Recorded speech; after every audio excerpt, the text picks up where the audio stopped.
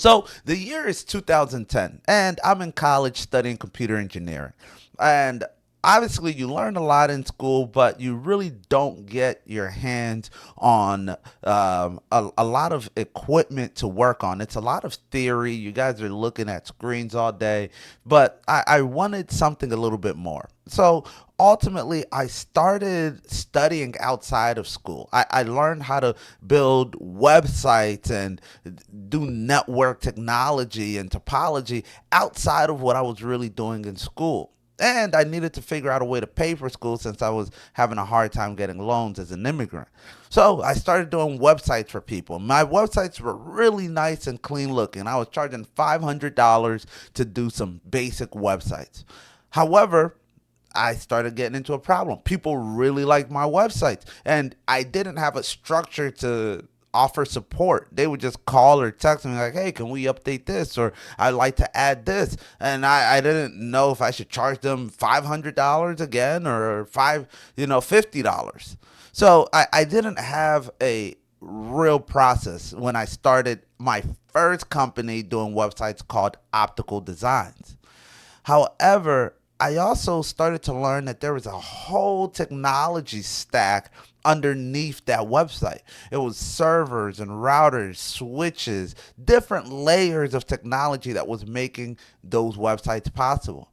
And I started seeing how much those guys were getting paid. And I wanted to make more than $500. So I wanted to learn more about that so that I can get paid a little bit more.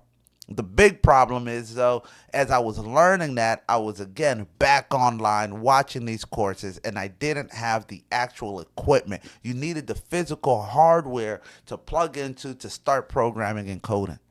Somebody linked me up with a guy who had a small network engineering firm, or MSP, managed service provider firm. And they were running a company, but they needed some help. And they were looking for somebody who could maybe help them do some websites. So they introduced me to a guy named Harlan King. And Harlan owned this small tech company, about five technicians, called Global Computers and Networks. Harlan and I really synced right away. I was learning so much from him, and I started seeing everything that I was doing wrong at Optical Designs. Even though I had some amazing clients and products, I didn't really have an understanding on how to do business at that level. And Harlan had a small company, but he needed some of the services and the dedication of a young and eager, college student to come in and really help him grow the company as well. So I spent about a year every day just working with Harlan, learning from him. I was his apprentice at this point. I went to every appointment that he had. When I'm not in school, I'm at the office. When I'm not in the office, I'm at home learning. And I was so ingrained, I bought into the global computers and networks story. I saw the vision. And ultimately, I needed to decide what I wanted to do moving forward with my career. It's been a year now, and I'm working full time at another company. I was working at this restaurant called Ribs R Us, and I was doing my technology stuff, trying to make some extra money there to pay for school. But now, what's next? So instead of taking all that I've learned and going to grab another technology job, getting paid a lot more than I was getting paid as an apprentice, I decided to tell Harlan, hey, I'm bought in. I know that we don't have the money at Global Computers and Networks to really pay me uh, high salary, but I want to invest somehow in Global Computers and Networks. I want to be part of this because I see the future. And we discussed how I can get invested. And he already had his company established, so it's not like I could just buy in because I didn't really have the money. But we agreed that why don't I make a profit split? Why we had a profit splitting system with new clients or new contracts that I was able to bring in. So my focus was now bringing in new money into the company. If I can bring in new clientele and new contracts, new grants, anything, then I would partake in that growth. And that started working well. I was so heavily invested into getting new grants, into finding new clients, marketing, everything that I could to even just get a small percentage of the pie. And it was working well. Harlan now had somebody that he could trust. I went from an apprentice to essentially the operations manager. I remember when we updated my business card to say operations manager because I was going to so many networking events toting this company. And about a year or so into it, a little over a year, um, my school needed me to do an internship. And my internship program was going to be with Microsoft or somebody else. But I didn't want to spend my time for a company that I wasn't bought into. I didn't have any stake in. They didn't really have any stake in me at all. It was going to be 6 month to a year endeavor, learn something, and then I just get out of their system, never to be seen again. Well, I had something that I was building on the other side. So I pleaded with my school and I demanded that, hey, I have ownership in this. I have some stake in this. Why would I want to go out, work for these companies that you guys all have relationships for free, when I can at least try to build something for myself over here? So I presented that to Harlan. I told him, hey, look, I'm staking my career, my educational career on the line for Global Computers and Networks. If I'd rather be at Global Computers than finish this course curriculum that they're trying to push me towards. So he saw the dedication and he was like, okay, Dom, take off the brakes. It's you. You have an opportunity to really prove yourself here. But yeah, we were rocking and rolling.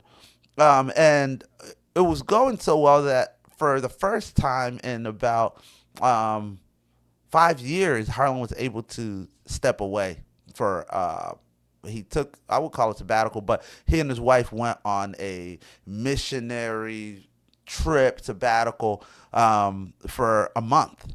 He left me in charge, and I was now in the office managing the technicians, managing customer relations, bringing in new clients, invoicing, everything.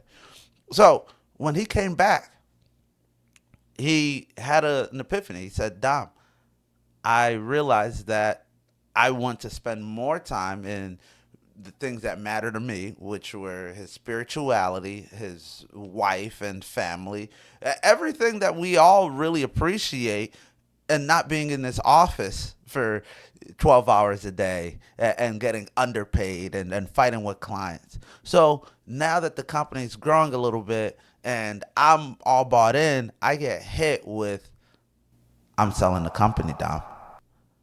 What? So he's now decided he wants to sell the company. Something that I've wanted to invest in, and I'm trying to just even make it to 5%, make it to 10% of buying a company, and trying to figure out how to bring in new money so that my equity stake would be worth that much.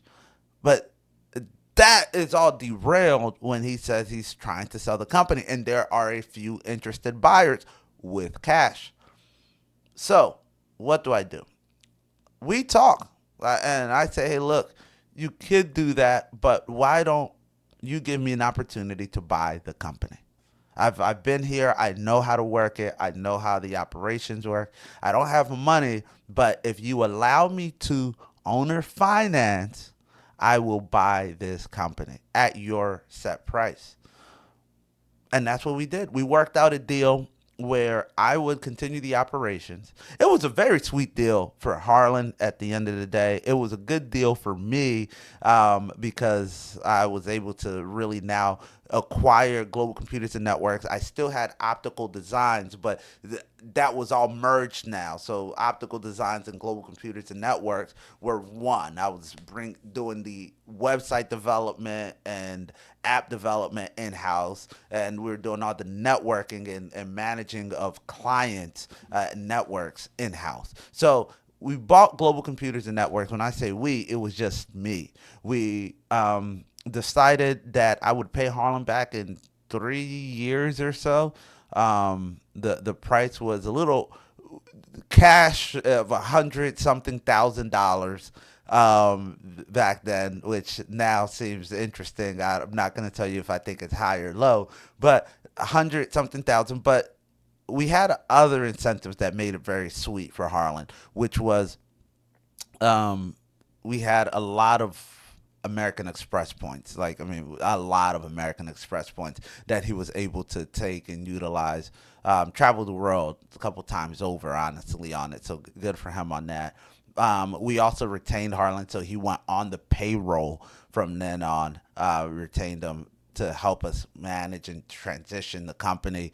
And he stayed on there for about a year while we were getting clients, and I was now the principal person responsible. And for him, it made sense because he didn't want this young kid essentially bankrupting the company in the first couple months or first year, and then not be able to pay him the rest of his equity. So it was a lot of things that were put in place that made the deal a little bit sweeter for him, where he didn't have to worry about necessarily the issues of running the company, but he can still be part of it, still get paid to some degree.